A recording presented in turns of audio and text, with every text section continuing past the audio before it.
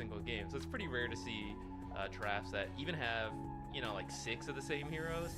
But you're right, because they took Radiant, it could happen, and that'll be fun. You know, maybe it depends how nerdy you are in Dota, but I find that kind of stuff very interesting. Absolutely. Now, we're going to see the Primal Beast get some attention in this first phase ban. The Sand King removed as well. Sand King's been rising on the stonks lately. More and more teams starting to pick up this hero, realizing like, hey, when you have a 1200 AoE Sandstorm, that's pretty good. Pretty good indeed. Team Spirit is one of the teams really running the Sand King, though. I'd say like not every team has really caught on to it, so I can understand why Aurora, you know, maybe they haven't tried it so much themselves and they're like, yeah, I'm not dealing with that, ban it out. Same with Primal Beast, actually. Not every team is doing it, but Team Spirit and Aurora both happen to be teams that are running it, and looks like they want to respect it. They know that because Aurora took first pick, they are probably willing to just grab that Primal Beast, not only because it's something they like, but to also steal it from Team Spirit.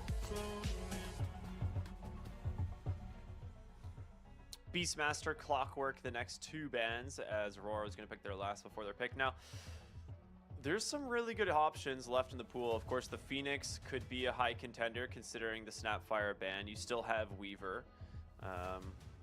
Darkseer is still in there, which we haven't been seeing as much first phase Darkseer, but still something to consider. Yeah, Hoodwink has been extremely popular. No, I know Aurora really likes Gyrocopter as well. Oh, of course, the Shadow Fiend, because we had so many offlaner bans. Then, yeah, Shadow Fiend's available. And go ahead and grab it themselves. 82% contested. Yeah, it's not too surprising to see him picked up here. It's crazy that this hero isn't the like. There's still several heroes that are the highly contested. The primary one being Tiny, right? That's still in the pool because I think Monkey King is probably still number 1. Tiny, I think, number 2 in terms of contest rate this tournament so far. But the Shadow Fiend, absolutely in that top 5. First phase pick for Aurora. And an Elder Titan. This is cool. I love this. Now the question is, where are they going to run it? Because I think, was it Spirit that went offlane Titan earlier in this tournament? Ooh, I can't remember if that was them. You can only do that in the right games, though, I feel. So we'll see what heroes come up. But I think it's an excellent pick because, 1, he's just been a solid hero overall this tournament. But 2, stealing him away, that SF plus ET combo is really strong, especially if you end up running SF mid. Then the Spirit is much easier to throw into fights rather than the main hero, so you're reducing the magic resistance. That's great for magic SF, and especially if you just land a Stomp, which is super easy to just constantly throw out, see if you hit it. Then SF, as soon as he sees a sleep, he blinks in, casts his ult, and he just deletes a hero right off the start. Yeah, I'm trying to remember who ran it. I'm not 100%, but somebody this tournament ran an offlane Elder Titan, and it was really cool. They get rid of the Zeus. Love that. Combination with Elder Titan. Tons of free damage with the ET, yep. Yeah, we've seen it. It got picked up a lot a few tournaments back when people were, I guess, more abusing the Zeus. Like, Zeus was just, like, way stronger, right, with the Arc Lightning on the Spicy Fingers build. He just generally was a better mid and all around, and Elder Titan was kind of starting to get a little bit of attention because of that, right? And it is a combo that you can absolutely fall back on, so you got to be careful.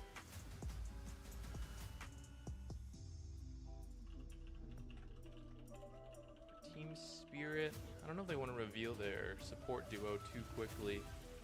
Maybe grab a flexible core coming up here. I think a fun one could be Sven. Okay, the issue is, like, Sven ET are both preferably position 5, so that part's a little awkward, the support duo.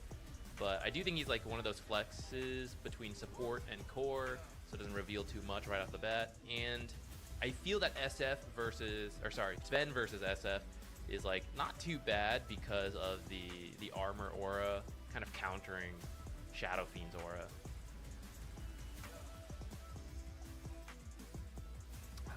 I like that. You're right.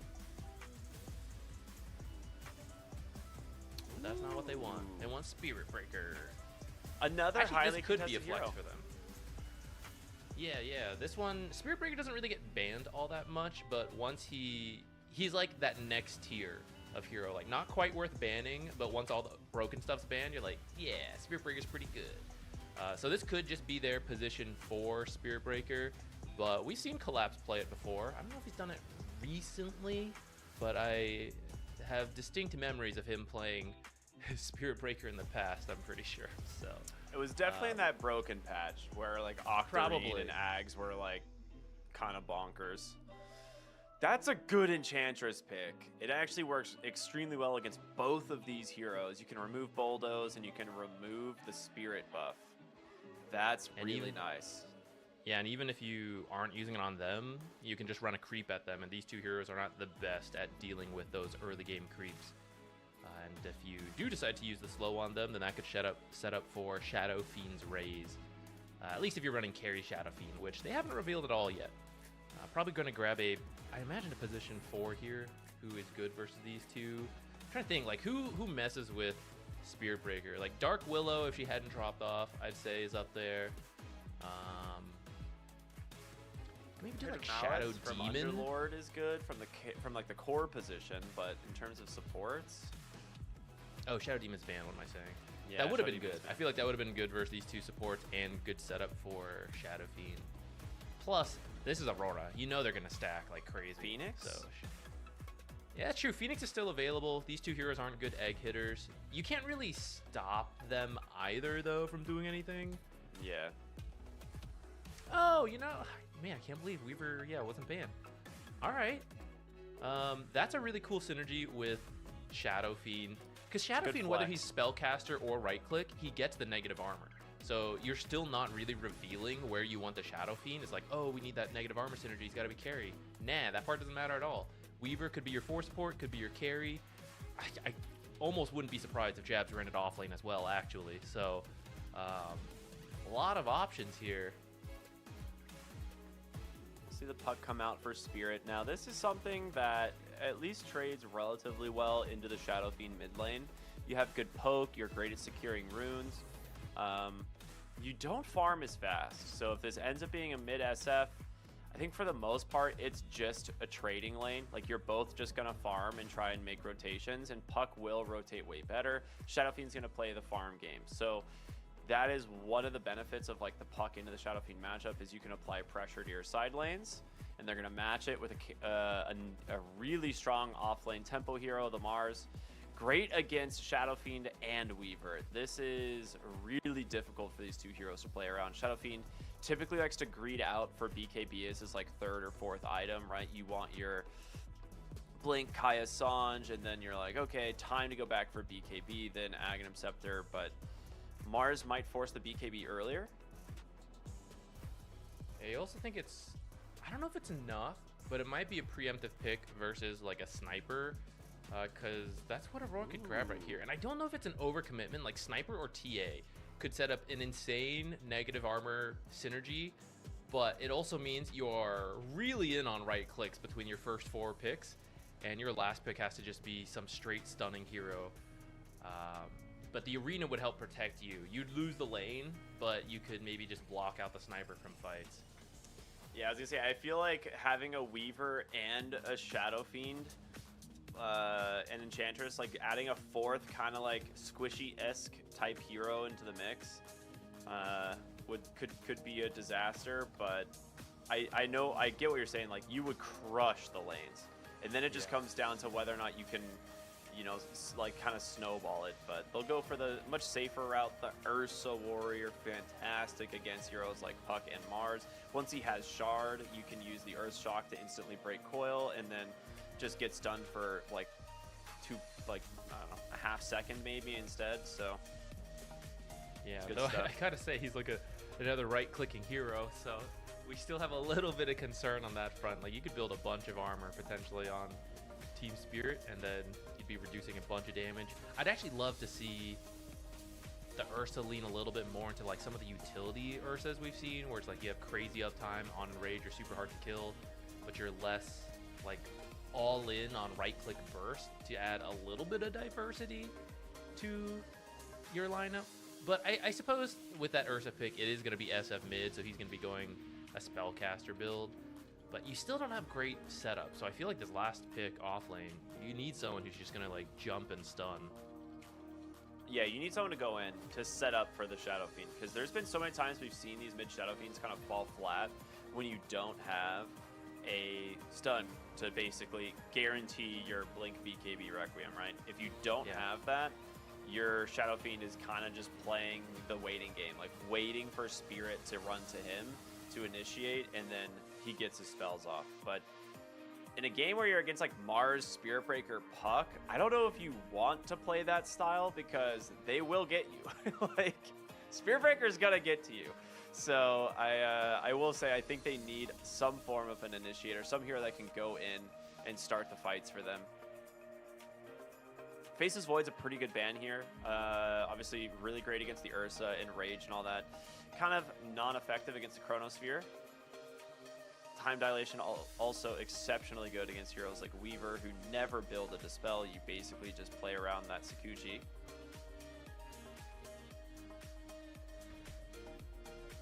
So let's see here. You could just look for an Underlord.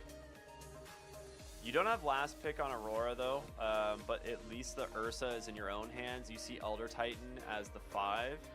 So you could look potentially for an Underlord. And it's not a stun, but Pit of Malice is pretty damn good still in terms of setting up the Shadow Fiend, right? Global range, Fiend's Gate into a Pit of Malice, which usually is the case when you get Aghanim Scepter.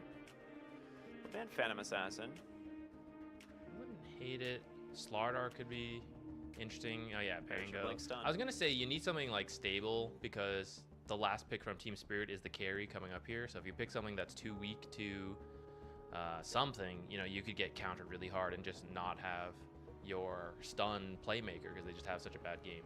Pango with the double jump facet, pretty good. We'll see how hard he can be punished because he's going to be running into an ET5 plus something, whatever Team Spirit ends up going with, so he could have a hard time. But Weaver's a really strong support as well, so should be able to get Pango through it. Yeah, Pango just never loses his lanes. That's the thing, right? Like, this hero, it always feels like, oh, we might beat the Pango lane, and then he gets like level 3 and level 4, and then he's just crushing you in terms of damage. Terrorblade's going to be the final pick here for Spirit, and it is a pretty good Terrorblade game. That being said, I do worry that it will lose against this Pango. It's not that great into the Pango lane. Yeah, it's got a lot of armor, which Pango is now heavy physical damage. So maybe it'll go better than like it used to, especially like Weaver. A lot of his damage is also physical from the free Geminate attacks and constant poke. Shikuchi's magical, but Shikuchi's just smaller amount of damage compared to like the constant right clicks plus Geminate. Although I guess Geminate reducing your armor is kind of cool with the physical damage from Pango. I guess we'll see which one wins, the physical negative armor combo or just having tons of armor on the side of the Terrorblade.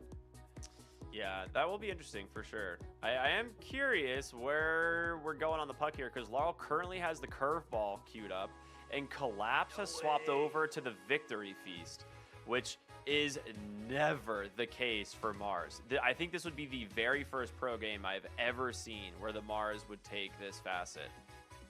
So that would be a little interesting. We'll have to see some very like experimental type facets being picked on Team Spirit. I think when it comes to the Terrorblade though, he's doing my favorite. I love this one, the Soul Fragment. I think this is by far the better of the two facets. It's just taken a lot of time for players to kind of get used to it. Is he really gonna take curveball? Yeah, he did. Oh my god. Curveball puck, baby. I mean, trolled? If you don't do anything different with it, it does make the orb very fast. Like, say you make 0 changes and actually using the curveball feature and you're just playing around the faster orb, that part's kind of cool. Because it is a lot faster. That's true. I just thought being able to push or pull targets would be really cool with some of the AoE combos this team already has, as well as kind of kiting this Ursa, right? Just being able to push him away, or he's trying to run away, you pull him back in. And it's just what we see the most, because you can potentially snap your own coil when you ult someone.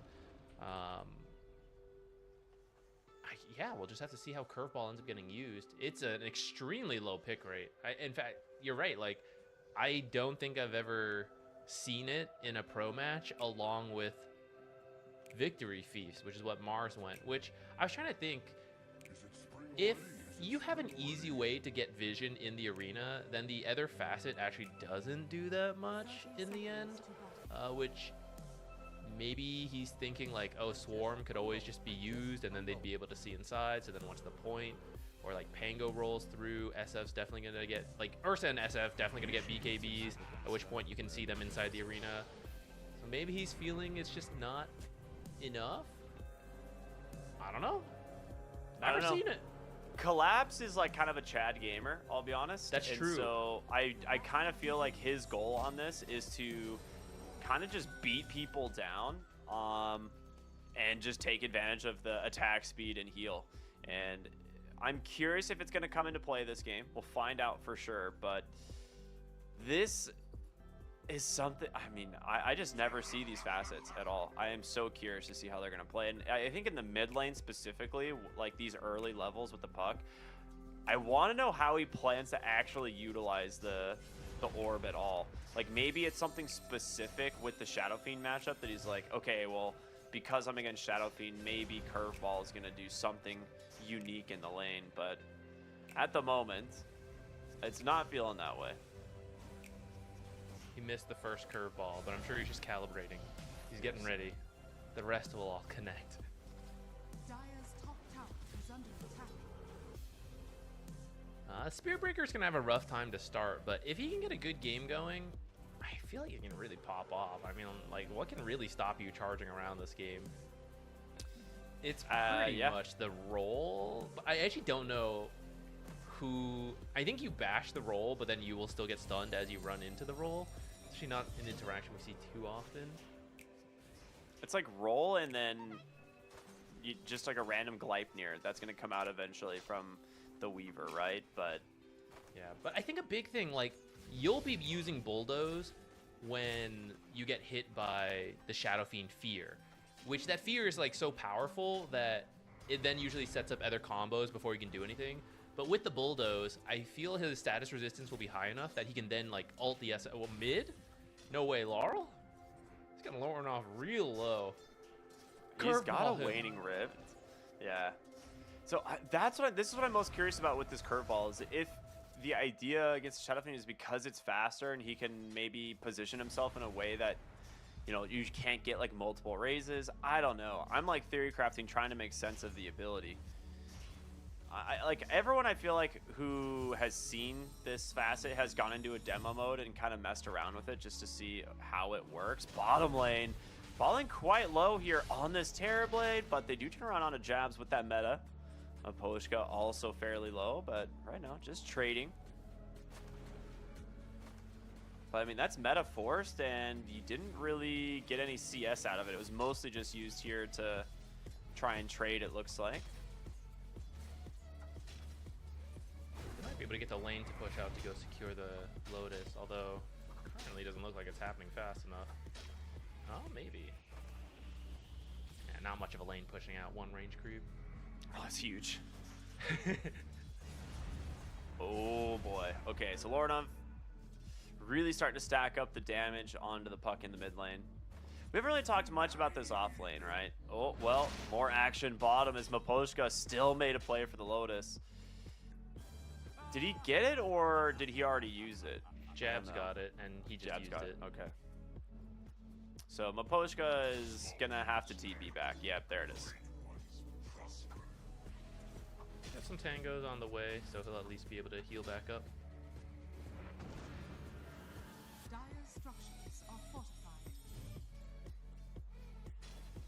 Mars getting the damage in down here, but Terrible Age still farming decently.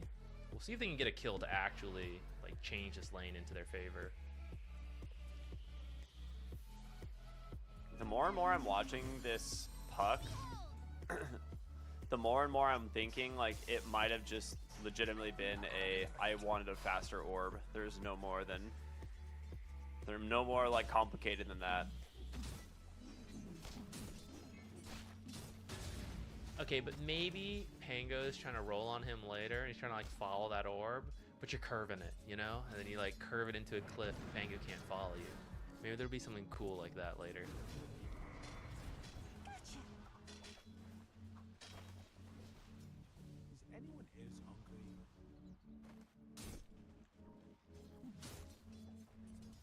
Kingslayer falling a little bit low in the top lane. What is with carries changing their name lately, by the way? What is going on here? Just be coincidental. Meta comes out in the bottom lane. It is kind of a zoning meta. Like, he just wants to see us here, I think, with this one. Just farms the bugs. Yeah. The bugs are worth a lot of money, actually.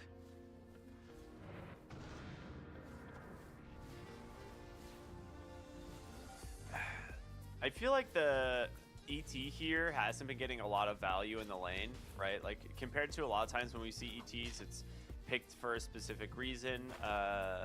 This time, Aposhka playing against a Weaver, it's probably one of the more difficult matchups for this hero. Top lane, Mira. Real One close. more auto attack, not there. Makes it out.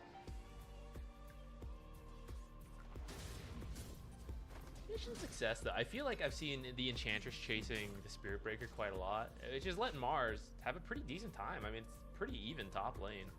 So, I believe that was the Ursa counter pick into the Mars. Oh, yeah, absolutely. He's just chilling. Mid lane, here comes the Spirit Breaker. Gets on top of this Shadow Fiend. The raises connector onto Laurel. He's trying to just survive up on the high ground, but first blood, it goes to the puck. They die almost at the exact same time. It's going to be a 2-for-1 as they bring the extra support from the side of Aurora, but yeah, very, very nice rotation mid. Level 2 Spirit Breaker gets it done. Do lose a good chunk of CS in the mid lane to that, and you did get a double kill on Aurora, so maybe not too bad at the end of the world. At the end of the day, SF is pretty ahead of puck at this point. I think the raises plus the high base damage is starting to add up. They might need to bring in even more rotations. Yeah, and that's why I was kind of worried about this like matchup in general. Is yes, you know, puck is better as the game goes on, I think, but in the early stages, you don't really have a tool to stop the Shadow Fiend. Like, you have Coil, but he will just stand there and, like, attack you and throw a raise, right? If he gets the time to throw a Requiem, he will. But the lane, so far, slightly favoring Lorinov. He's just going to continue to farm it up.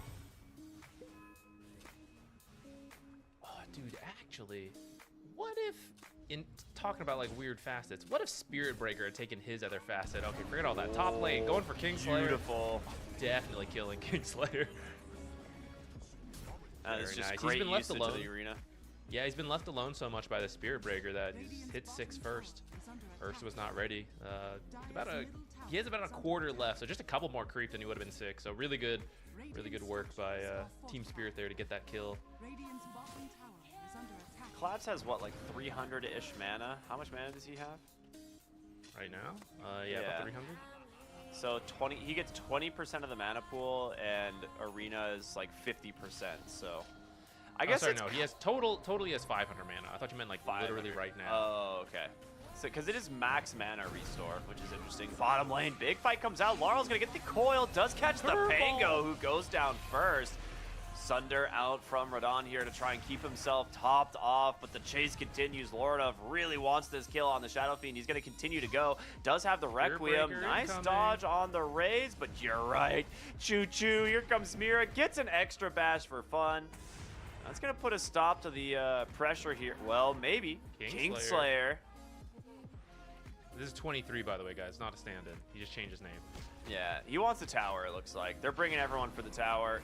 He's going to commit for it. Pops the Enrage. One more auto attack to secure it. The Weaver's dead, but now Jabs. He's back on the Pangolier. They get the Spirit Breaker. He's be able to TP out on the Terrorblade. His Rolling Thunder was not available. Was still level 5. Dire's top tower is under attack. Okay, that's being a pretty worthwhile rotation, but is that are those like early deaths on the Pango like okay because you get the tower? I guess maybe. Guess you're kind of okay with it. Collapse was free farming top. He was getting in some tower damage himself, but not that much.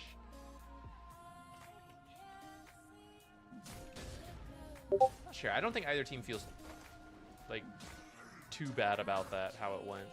And on the side of Aurora, at least took a tower. So. Yep.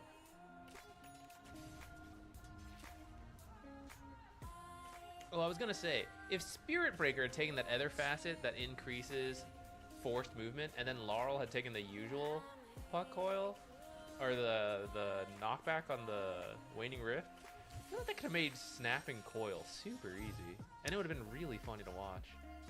Do those ones work? Because I know they changed the type of movement, right? There's like force movement and knockback now, or something. I'm not 100% I don't know what's sure. considered what I anymore. did not memorize that list. I'm a fake Dota player. Didn't memorize the entire patch notes as soon as it came out. I'll be honest. I read that they made a change to the types of those, and didn't make a note, like a mental note of a single one of them. I could not. Four staff is. Four staff's in there. I could not have been bothered because I was like, well, this Spirit Breaker facet is just substantially worse than the rest of them, and this is the only thing in the game that affects it, so it was not worth my brain capacity. Magnus as well. Reduced effect on all that. True, actually. Maposhka just gets ran down here by the Shadow Fiend Pango, and again, we saw yesterday Spirit do something similar with the Shadow Fiend, making sure that the last hits actually go to the Shadow Fiend on these heroes. So he's up to 22 souls.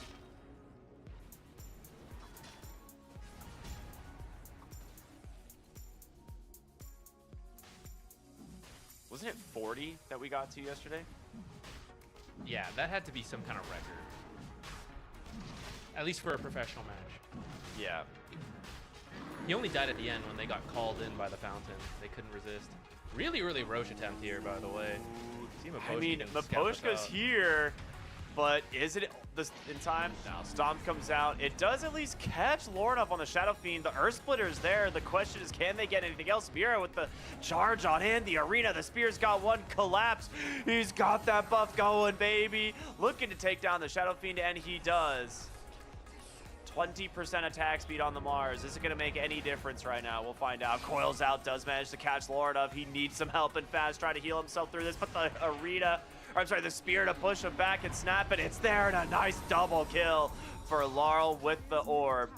Q still in this, as well as Ollie. The supports try to clean up anything that they can find right now, but Collapse, he's hiding in the trees. It's a really good God's Rebuke bash. Premier also hitting onto the Weaver. The time lapse is going to save him as Jabs rejoins his team bottom. Stomp out from Maposhka. Looking for the Weaver, trying to beat him down, but the enchant just removes that buff, and he's gone. I didn't decide if that was good for them or not. I think that was a win for Spirit, because even though Aurora, yeah, a record time on Roche, 11 I'm not minutes, surprised. 24 seconds. Trying for a speed run here. They got it. You get some gold XP from that, but you lose it pretty much instantly. And it's a lot of the cores dying on the side of Aurora compared to more of the supports dying on Spirit. So again, another exchange that ends up being really close, and I think both teams are gonna be like, oh, okay, I guess. You lose the 2 souls you had on Shadow Fiend. It's not the end of the world, but it's a little sad. I want to point out, some of you might be upset, like, why didn't he ult on Lornov? He was saving it because Puck was saving silence. So really good from Puck to, like, not throw everything, like, burst him. Like, he was holding the silence to see the channel come out. And then once Lornov got low enough, then he's like, oh, it's fine. I can just commit it at this point. So there wasn't really a time for him to be able to use the Requiem there. Dire's top tower is under attack. Yeah, he's just wasting auto attacks and like raises in the fight if he tries to channel ult. Because he could, like you said, he's gonna get silenced the second, like, not like he starts channeling and he gets silenced. It's like he's gonna wait for you to waste your time channeling the ult, and then right before it goes off, it'll be like, nope. So it's just, it's like you said, good play from both of the heroes there, both of the players. Wow, he actually just got the enraged, pump faking the Nether Strike. That's kind of cool. Amplify damage rune in the top side of the map. You're going to be grabbed from Laurel's Puck. He's also finished up his Witchblade. And with this, could probably find just about anything. Slightly slower than average, but not by a whole lot. Did go double Null Talisman this game. I was going to say, I feel like the Puck's actually pretty farmed. So the double Null Talisman, Treads, Wand, like this investment into early items may like slow down his Witchblade a little bit, but I think it's still pretty good. Considering the laning stage versus SF as well, yeah. I think it's a pretty good recovery. Weaver with a completed Vessel. Definitely necessary this game.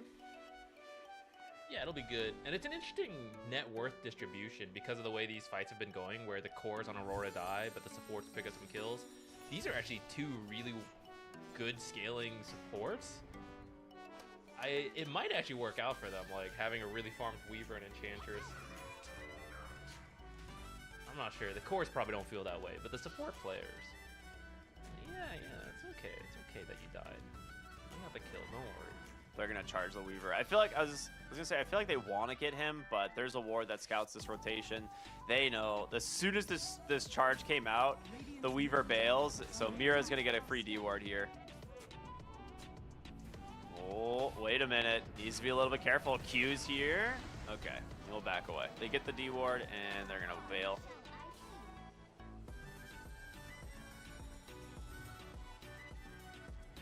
Blink done on Pango. Okay, that's kind of quick. Did he go the Echo Saber this game, or what's his build at this pool? No, he got a mech into the blink. Okay. Typical for the offlane to go for the mech. Ooh, they're going to go ahead and will just punish this Weaver finally. He's been poking and prodding for quite some time. Pig mode activated on the Elder Titan, but cannot get away from the Kingslayer. Laurel here, no coil, but does have that Amplify damage rune running, and walking up onto the high ground. You are not getting away from these heroes. Radon now turning his attention on over to Ollie, the Enchantress. With these extra sprites, I mean, you heal up a lot, you can't finish the job, and Ollie will be safe. These are 4 points Nature's Attendance with the extra Spirit Facet. He's actually so difficult to kill. That's true. He's building tank items as well. He's getting a pipe for his team, not going for a scaling build like we sometimes see. He sees the 3 right-clicking heroes on his team. He's like, okay, someone's got to build an aura on this team. So with that pipe, he'll be extra tanky. I like the pipe in that regard, but it also allows the Pango to go this Blink Dagger, which That's a true. lot of times we've seen Pangoliers just do the Guardian Greaves pipes, the Crimson Guards from the offlane. Like, that is a pretty standard offlane build for Pangolier nowadays, but the Enchantress, like, making the decision, like, I'll build the pipe. It allows him to get this Blink Dagger, which we mentioned in the draft. Like, you desperately need a Blink Stun Initiator if you're going to play a Shadow Fiend. You have to have someone on the team who can start these engagements to set up the Shadow Fiend's initiation, or follow-up, rather. Yeah, and I think it's how you're going to kill the Puck, too. Roll right on top of him, surprise him. Otherwise, it's going to be pretty tough, especially with that curveball. How can you follow him? Yes, of course, the curveball. I haven't seen it have an effect yet. I have been watching. I'm trying to see, like, when is it gonna make a big difference? But at the moment, he's just zooming around the map. Puck though needs to be careful. Oh, Kingslayer looking for the 18-minute runes. Not gonna find it. They get the Enrage out, but there's the Rolling Thunder from Jabs. Will connect onto Mirror, but unfortunate, catches the side. Oh, 3 heroes stuck in the coil. The entire smoke gank not gonna connect. Look at the ward coverage here in mid as well. Like, they really want to connect off of this gank. And Laurel even denies the tower. Lorna, the invis, gets the Requiem, just pops the puck. Beautifully done. pub stuff right there. Yeah, they've got the wards down. That's their second smoke attempt, which hasn't really netted them much. The invis rune is what worked there. Part of that is we're going back to it, like the annoyance of bulldoze getting you out of like what few stuns Aurora does have. Puck being mobile, making a play on this. The supports? Support duo. Bro, his enrage came off cooldown like 1 second before that play. Oh man. I mean, they would have killed him, I think, with the Earth Splitter damage if he didn't. He was not ready. There it is. Collapse comes in. The Yules, the blink, the spear. He really wants Kingslayer. They're gonna just trap him against the walls and collapse. Sets up a kill onto the Ursa. Jabs on retreat, but Radon's got the damage. He's looking for Lauren. The Sunder comes out just before the BKB. It's a double kill for the Terrorblade. He's looking for the triple, and he's gonna get it, baby. Terrorblade is online, and a beautiful team fight from Spirit. That's tier 1. That's going to be tier 2, and potentially your Tormentor. You are sidelined for 20 seconds. Ooh, that's true. It looks like they're kind of leaving the area, though, so maybe they feel they don't have quite enough time. And actually, I suppose, not usually something we got to think about, but the Roche is about to respawn soon, so maybe you want to go posture for that. Yeah, look at this fight. We're seeing... So this is like the weakness of the draft we were mentioning, very low on stuns versus some very annoying heroes like the Puck, Spirit Breaker, even like the Stomp from Elder Titan. Not like an elusive ability, but just makes it really hard to like actually just run at people and get kills. And because of that, they have to layer their stuns perfectly to actually get a kill. And if not, it doesn't work. You just use your abilities. And that's what Spirit capitalized on. They're like, oh, they just threw out what they had. Let's just run at them. And, I mean, it worked, right? There's no roll to break up that fight. Nothing like that at all.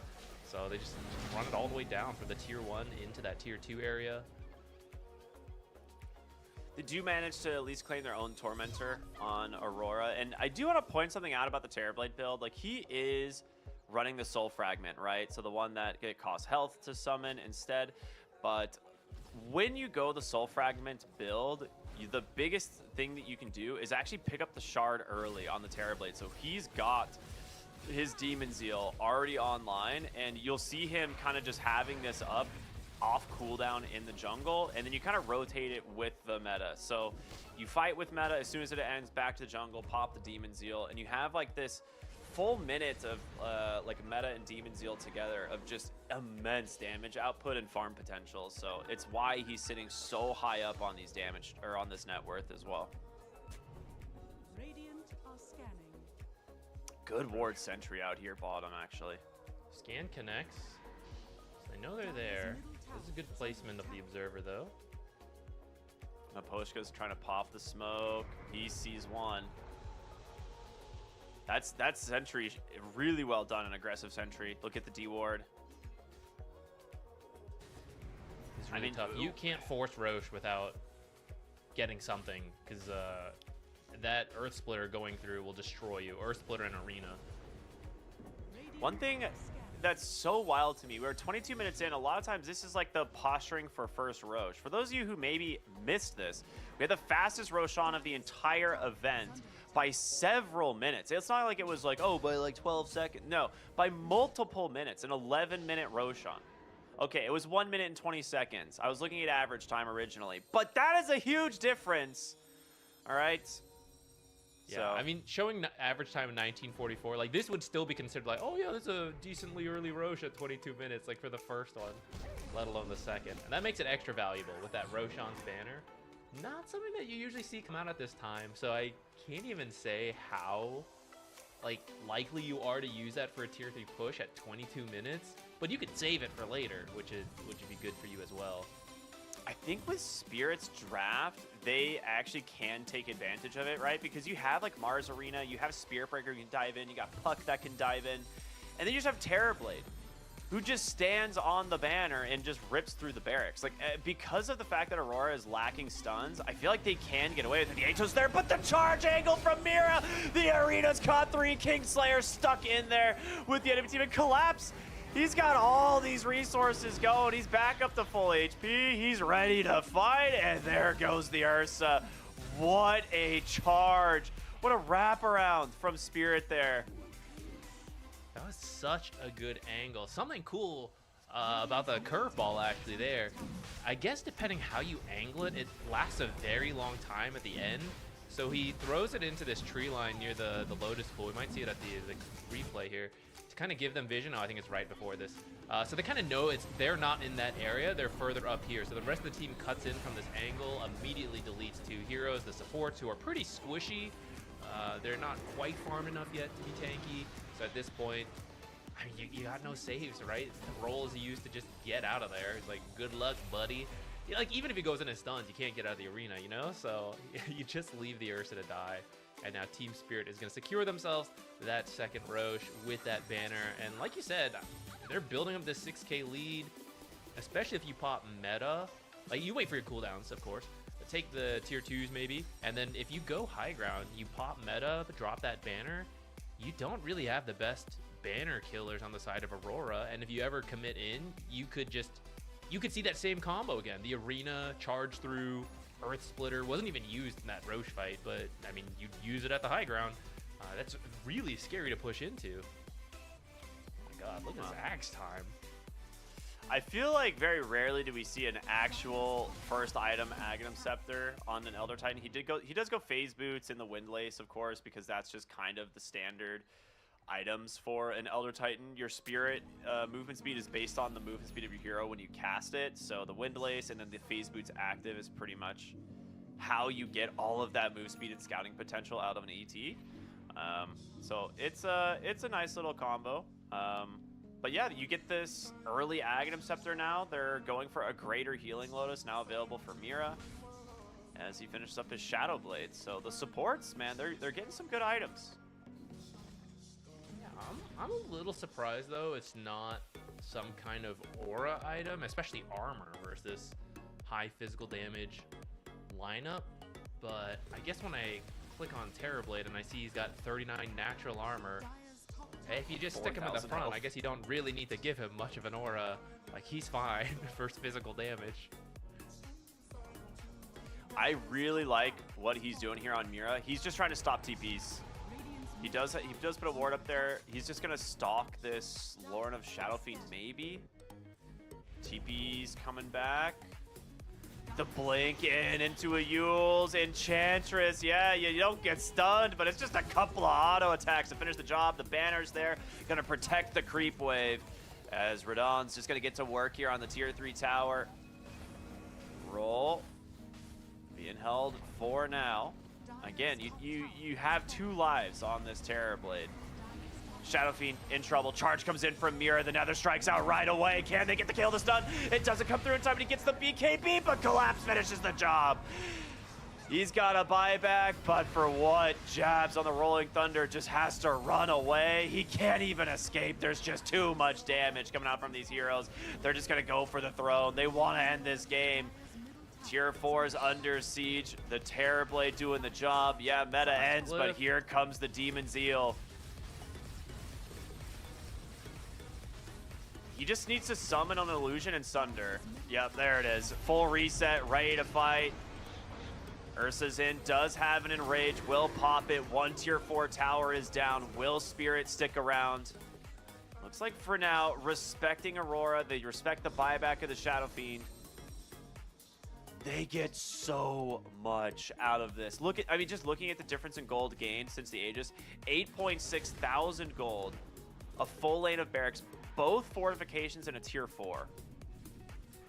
Yeah, they've set themselves up to win here. Specifically that buyback. Like, SF has to be so careful. They're coming over here too. If they find SF, I think it's just done. I mean, they have a ward in the triangle, right? And Mira with the Shadow Blades just scouting everything. Silence comes out. No, Laurel doesn't get it in time, but he does get the coil, trapping a Q anyway. And it's just a few auto attacks from this puck. The early Parasma pickup on him as well is absolutely owning.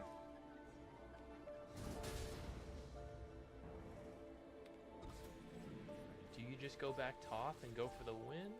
I think the safe play is still just take the other lanes.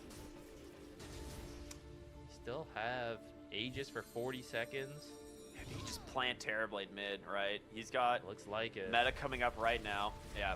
That's the thing, right? You use the Demon Seal, and as soon as Demon Seal ends, your meta's off cooldown again. So you just go right back into the meta Dire's middle tower and get to work. Ranged barracks, there's just no stopping this. The Aegis for 20 seconds makes it way too hard to approach. That's going to be 2 full lanes of barracks. Well, Radon just sunders the Kingslayer immediately. He's like, yeah, what are you going to do? It's time to back away. 2 lanes down now. As Spirit have full control over this game. Nearly 11,000 gold gained during that Aegis. And 21,000 building damage coming out from this Terrorblade. Enchantress is always deceiving, right? Because Enchantress, it doesn't count the creeps. Yeah, they do have 2 towers from those creeps. It's not going to make you feel that great when you've lost 2 barracks, though. So this is a bit of a desperation smoke. They've got to find some big kills here. Unfortunately, might be running into Maposhka. Collapse's Invis rune popped the smoke, too. It's just the worst rune that Aurora could have walked into. So they're going to grab just their triangle. I mean, it's something, but it's not really quite enough to get you back in this game from the side of Spirit. Me homie's got a butterfly. You can't catch this Terrorblade anymore. You Yeah, really it's pretty need tough. this Aghanim Scepter on Lornov, and you have to get the initiation from the Pango onto the Terrorblade into the Requiem. That is the only way.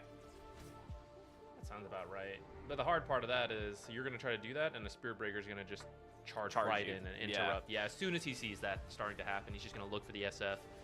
And I think he should make it on time. Like, he's got enough move speed items that the charge should connect. Yeah. He's just stalking with this Shadow Blade, you know, looking for anybody. And he's doing the exact same thing again. He's looking for this Shadow Fiend, but he making the right call here to retreat further back into the base. As they know Tormentor is up again soon, or it is already up. Is there a shard that changes this? I mean, Lornov's is... Weaver got it. No. I was going to say if Weaver got it, then he could maybe cut creeps pretty quickly, although it's really scary versus Spirit Breaker, but that's kind of what you need at this point. Wait, what is Just Shadow Fiend reduce shard Shadow again? Rays. Should reduce Oh, Shadow Rays yeah, cooldown. per active, or per unit hit or whatever, right? I mean, it's good for Spellcaster SF, but I don't think it's really what they need in this particular case.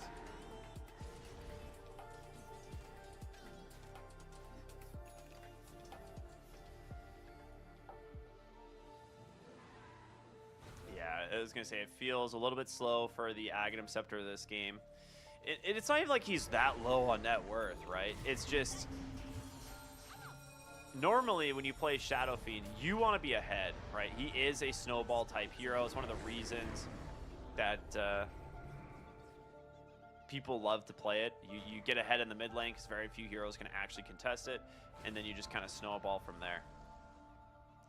Which he did win, but I don't think... I mean, Aurora drafted to win lanes, win game. Like, a very quick tempo push. They went for that really fast Roshan. So they were playing to that idea, but getting found at Roche, honestly, like, 2 seconds later, and Aurora probably gets out clean. So Team Spirit made it at the last moment possible, and although it wasn't a total stomp for them at that fight, kind of killed a lot of the game plan, which is like, oh, we're going to take this super early Aegis, and we're going to use it to just be able to run at objectives and force things off of this Shadow Fiend having a really good start. But after that, kind of flopped. Team Spirit bought themselves so much time that they reached a point where Aurora is like, yeah, we don't really have stuns. So that makes our game really hard. And look at that, Team Spirit's got a bunch of stuns, so they just pick us off. And we have no stuns or saves to help those heroes. So this is kind of what happens if you draft for this. What the heck is that Spirit doing? Okay, You can, like, Miposhka's just having a spam- little bit of fun. Echo to like delay the spirit to like extend your vision. Oh, is that what it is? Okay. It's something like that. I forget the exact mechanic because I don't actually play ET, but That looks like a very dead Pango. He's going to pop the mech. He's going to pop the Crimson Guard, but it's just not enough. Larl's got an amplify damage running. yeah, I can't believe they got that kill thanks to Curveball. Amazing. I mean, not wrong because of the fact that he got there faster, right? It is one of those things that, like, at the end of the day, yes, you don't have, like, jostling rift, and you might just be, like, not using curveball all that, you know, amazingly, but it is way faster. A 700 move speed orb is pretty nuts.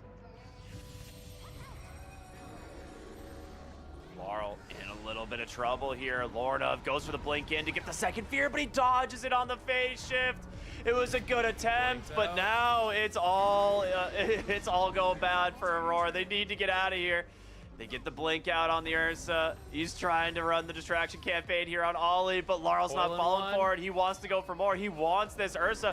Maybe blinking a little bit too far. Does coil down to the low ground, but here comes Maposhka into the base. The Earth Splitter's got 2. He's looking to take down Jabs and Q. Can't finish the job, but they've got to leave. Collapse. Walking in here on the Mars. He's got his eyes set. It looks like it's going to be on the Shadow Fiend. He's got a BKB. He's going to be forced to use it, but Mira's here to chase. A scrappy fight from these guys, just throwing everything at the wall, just hoping to find something, but Aurora's managed to dodge it all out. Here comes Redondo on the Terrorblade. He's the objective gamer. He wants the Mega Creeps. The banner is down. The meta is out. And Kingslayer's into the back line and immediate Yules from Collapse. No BKB. It's just going to be this Enrage to try and keep him alive. Still, Laurel surviving on a sliver of HP as he really is just going to try and grab a Wisdom Rune. And Laurel has just been playing with his food this game. Survives the entire engagement on near to no HP, 2 dead as the Terrorblade continues to chase. He's just diving the base here. He's still got a Sunder, he's still got a BKB, and an Aegis to boot. The man cannot be stopped. Grab Megas just to play it safe, but this is looking like, yeah, no buybacks on any of these cores. There's the Weaver. 6 spear. There's the GG. Yeah, it is indeed. Really well played from Spirit. Just a really cohesive draft. Like, we look at this and we kind of just see the game plan. Really good heroes that can just go in and take the fight on their own terms. Terrorblade, obviously just a Yatoro classic. Like, this is one of his favorite and best heroes. It shows, right? Like, he just farms so damn fast and, yeah, pretty much flawless execution. Yeah, this... I kind of like the idea from Aurora, but it really had to be, like, win lanes, win game. And as soon as you fall off of that, the draft just kind of falls apart. So it's a lot on them to execute correctly, and it started okay, but yeah, that Roche, that very first Roche, just kind of like threw it all off after that. And these are some of the lowest stacks we ever see from Aurora, I gotta say. Yeah. I don't know what that says. I don't know what that correlation is between like winning and losing and how good they look, but they did not get to stack very much this game. Possibly because they're trying to play so fast, which is a little bit different than their usual style. Yeah, I mean, if you're going for an 11-minute Roshan, the thing is you're going for an 11-minute Roshan as Dire, so it's on the Radiant side, where they have the outpost to TP into, and it's gonna be slow because it's 11 minutes into the game. So, look at that. It's one of those things that, like, yeah, I get the idea behind wanting to just push the tempo, get this Roshan early, and then get to second Roche, but it ends up just benefiting Spirit because the second Roche is on Radiant side. Yeah. It was, I don't know how many times we could say it, but it's like, it's an all or nothing play. The facets, curveball, once or twice he did make it down to like a ledge because the orb is going faster. And I saw a couple times, I really don't understand it. I'm gonna go test in a lobby between games. It seems like there's a certain way you can cast it that the orb lasts a long time at the end of the path for vision. So that's a cool use of it. I can't say I noticed the feast from Mars like whatsoever. I don't know if maybe I was just too focused on curveball. That last fight, actually, where he traps 3 heroes in the arena, he gets 2 instances of the heal, the 20% max heal. As the Ursa jumps on him, he took 0 damage from the Ursa because he's just max life heal 20%. So it's like, it plays a little bit of an effect. Whether or not it's better than the other one, it's hard to say, but you can't argue with the results, I suppose. Like, they just played so clean. Yeah, I think it was a really good game from Team Spirit here. Nice draft. So when it comes to the orb, I have tested this because I know Okay. it's a little bit interesting. When you vector target